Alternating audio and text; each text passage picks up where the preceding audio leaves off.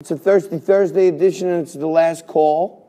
It's closing time, not only for today's Thursday edition, but for Frank and I doing our last ever WTF What's the Facts right here on Newsmax TV, with Frank being a single man because he'll be wedded and enjoying marital bliss from here through eternity starting Saturday. Well, eternity?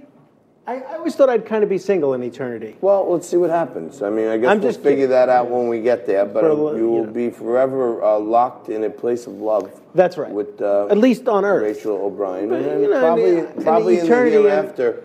I thought I'd kind of but I just want to say this before Frank starts abusing me again, as he usually does in this segment, correcting all the mistakes I made in today's show.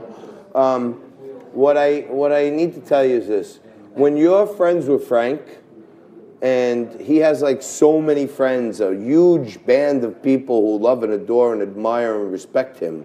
Almost as big as my list of enemies. It's really hard to crack the being one of the groomsmen. And no matter how long you've been friends and no matter what battles you've fought together, some people just don't make the cut.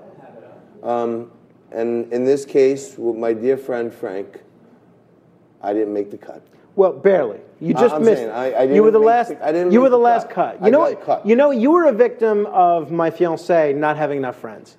Because I'm serious. That's going to go over well. No, I'm not joking. Just took 100 out of the envelope. I'm not joking. No, you were the victim of my fiancée not having enough friends because it was already it was lopsided, and then she didn't have enough bridesmaids. All right, I want to end this on a good note because this is the last time we'll be on air together, nationally or otherwise, while he's still a single man. And here's the thing. Frank, in his infinite wisdom, that's right, has figured out a way to create a new movement which you have never heard about before. We are establishing today the Liquid Lunch Worst Man. So you have the best man, who's the most obvious choice to lead your bridal party. And then you have this collection of other idiots that you're friends from high school or cousins, and people you half don't even like, but they have to be in.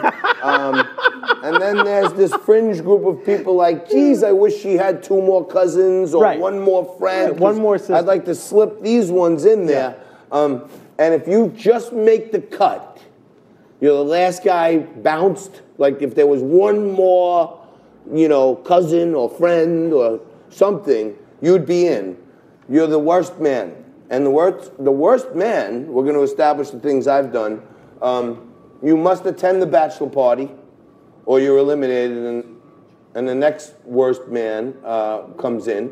And number 2, when the wedding is over, at the after party, the worst man has to step up and buy the first round of drinks. Oh, boy. For everyone. This is... okay. So, yeah, John is my worst man. I am honored to have never John thought I'd say thank you to that, but thank my worst man. Do you want to hear about some of the errors? No, I just want to say this. Okay. If you want to be a mega baller VIP worst man and set the standard for other friends to not include you in their bridal party and just say you're the worst man so you don't have to go through all this other stuff like getting fitted for tuxes and these pre-dinner parties and all this other stuff. Rehearsal dinner. You already know how to eat. The worst man. You don't need to rehearse. You go to the bachelor party, you show up to the wedding at some point, you buy the first round at the after party, you say a few nice words about the person, and you've met your duties as a worst man, in my view. And I'm taking it 1 step further.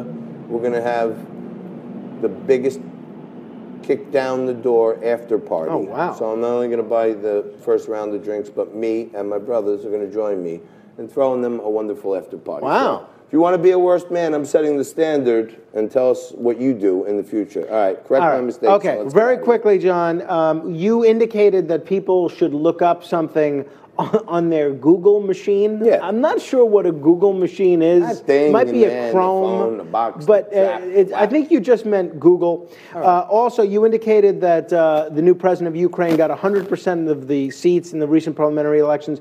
In actuality, his party, Servant of the People, got 43% of the seats. Eileen Fisher's show is not called I Heart Eileen. And I have a few more that I will save upon my return, including a beautiful woman that wants to be set up with you. I'm scared. Oh, yes. But I'm not going to be here tomorrow, so I'm going to be scared till Monday. But tomorrow, same bat time, same bat channel, Liquid Lunch.